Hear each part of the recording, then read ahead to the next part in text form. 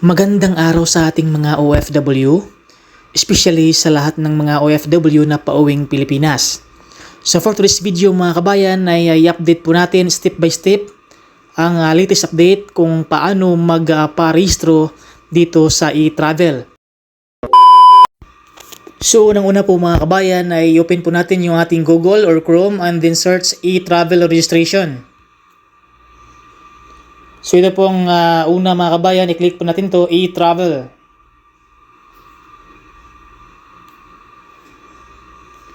So ito na po yung kanilang page mga kabayan.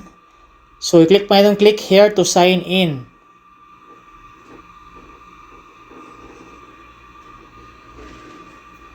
Ayan. So kung meron na po kayong account dito mga kabayan sa e-travel ay click lang po ang login.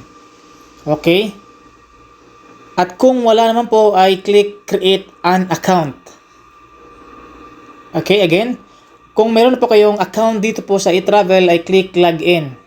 Enter na po yung ating email address and password and then click login.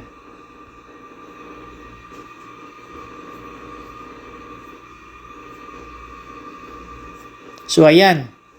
Ito na po yung ating account dito po sa e-travel. So dito po, ito po ang ating personal information. So kung tayo po ay uuwi ng Pilipinas ngayong buwan ng October, November, and December, and the next month, ay piliin po natin yung Philippine passport holder. Tayo po ay Filipino. So next, andyan po yung ating first name, middle name, last name, and then suffix kung may suffix kayo, junior, senior, the third. And then sex, male or female, and birth date. So, dyan din po yung ating mobile number sa Pilipinas. Next, citizenship. Andyan din po yung Filipino, country of birth, Philippines, and yung ating passport number. So, click po natin tong passport issued country, Philippines. And then, passport issued date.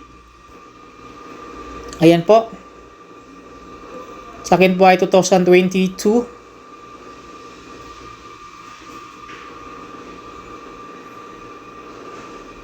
Ayan. So, occupation, worker or laborer.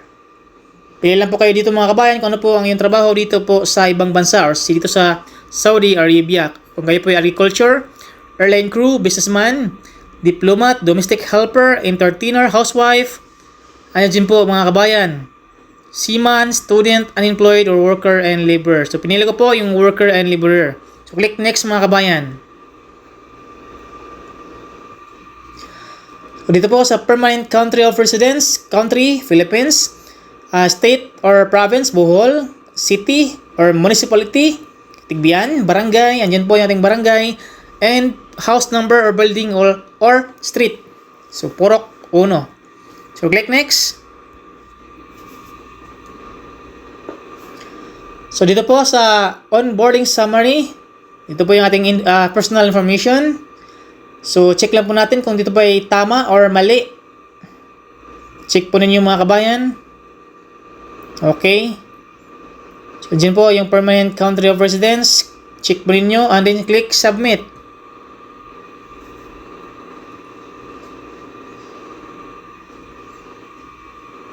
Ayan po.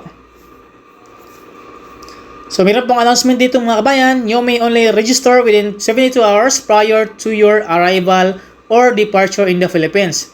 Travelers are enjoined to present their e-travel QR code to flight boarding. Again, dito po ay dapat tayong mag-register 72 hours bago po yung ating mga flights. Okay? So, dito po, travel registration. So, click po natin yung for me. So, click po natin yung air dahil aeroplano po, airline po yung ating sasakyan. And then, click mo ito yung arrival entering the Philippines. Again, sa mga pauwi ng Pilipinas, ay click arrival entering the Philippines. Okay? So, click continue.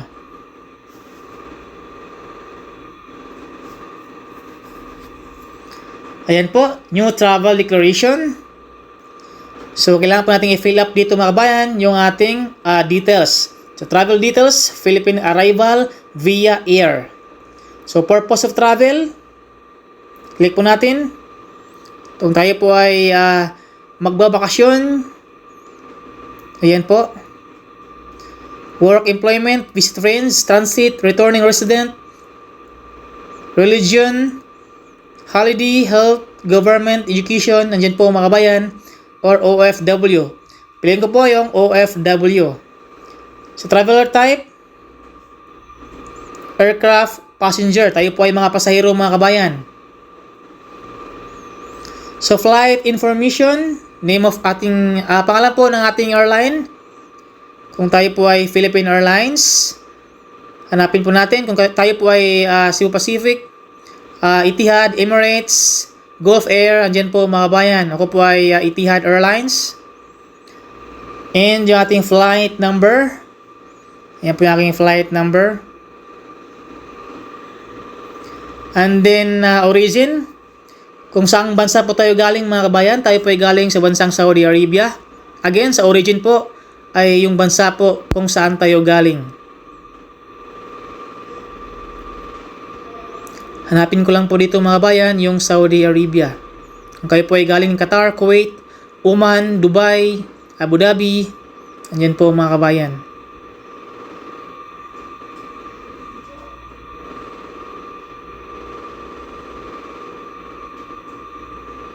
Ayan po, Saudi Arabia. So, airport of origin, kung saan po ang inyong airport. Kung kayo po ay nasa Riyadh, lagay ko po dito yung Riyadh Airport. So, departure, date of departure, kung kailan po yung ating alis, no? Dito po sa Riyadh. Yung alis ko po ay 28. So, ngayon po ay 26 mga kabayan, September 26. Yung alis ko po ay September 28. Kung kayo po ay with transit or connecting flights, so click po ninyo yung box mga kabayan. So, kung po ay connecting flights, ayan. Country of transit, so kung po ay connecting to Abu Dhabi. Ayan po, United Arab Emirates. So, airport of transit, Etihad. Date of transit, so 28. So, destination, andyan po yung destination, Ninoy Aquino International Airport, Terminal 3. And date of arrival is September 29. So, destination upon arrival in the Philippines, residence. So, same as permanent country of residence. Click ito yung box mga kabayan. And Region 7, Central Visayas, Bohol, Katigbian. Yan po yung aking residence mga kabayan or residence address. So, click next.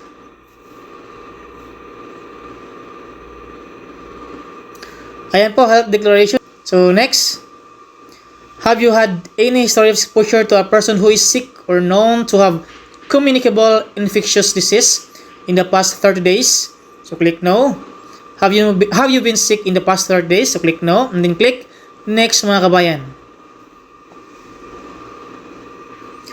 So, yan po, Philippine Custom Declaration. Yung ating important information. Ayan po. So, click po, yes mga kabayan.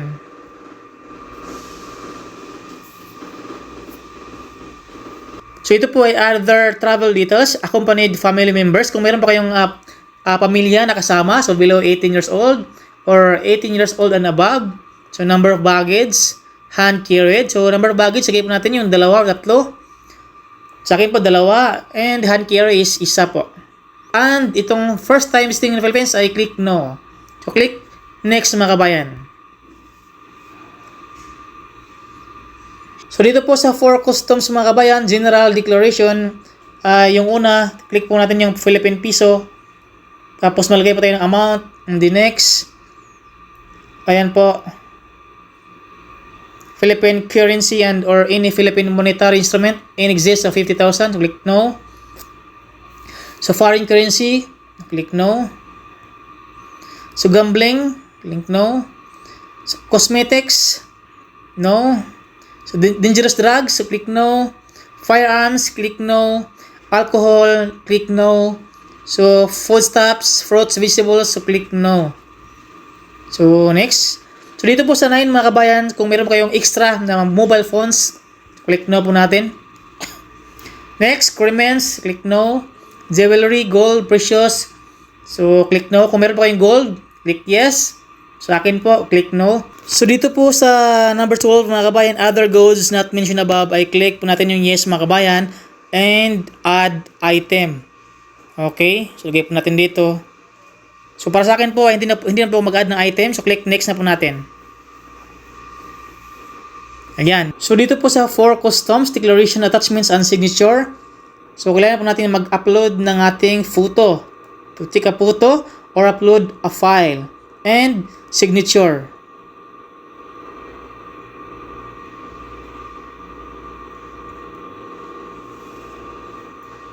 Click next mga kabayan. So next po, new travel declaration. So select the family member you wish to include on this travel declaration. So family member, so wala pa akong family member na kasama. So click next na po natin mga kabayan. And then click yes. Ayan po. So new travel declaration summary. Andyan po yung aking personal information. So andyan po mga kabayan. Check lang po natin. Lahat po nating details. Okay. Ayan po, check-in, baggage. So, dalawa po, hand carry isa. Ayan po ating flight number. Ayan po mga kabayan. Ayan po yung ating perma. So, dito po sa declaration attachments mga kabayan, pwede po nating hindi lagyan ng ating picture. So, bali, yung sa akin po ay signature na po yung aking nilagay. Okay, again, hindi ko na po nilagyan ng aking picture and diretso po ko sa signature. And then click submit mga kabayan. Ayan, tayo po ay successful. So, congratulations. Ayan po yung ating QR code mga kabayan. Ayan po. So, yay! Tayo po ay successful sa pag-register dito po sa bagong update ng e-travel mga kabayan. So, dito po yung ating QR code. So, kita-kits po tayo sa September 28 via Etihad Airways from Riyadh to Manila.